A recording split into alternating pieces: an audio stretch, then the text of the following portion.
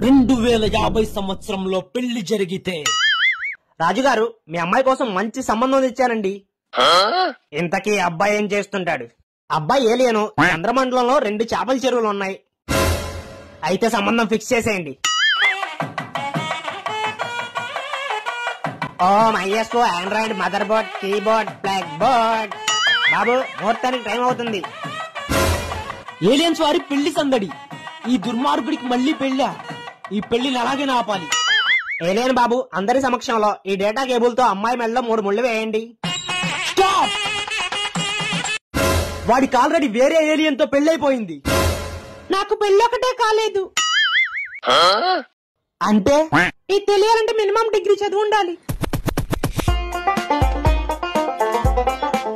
2050 సంవత్సరంలో Big boss.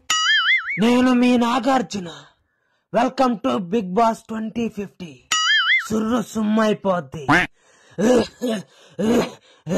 Alien గారు, మీరు ఎవరిని నామినేట్ చేస్తున్నారు?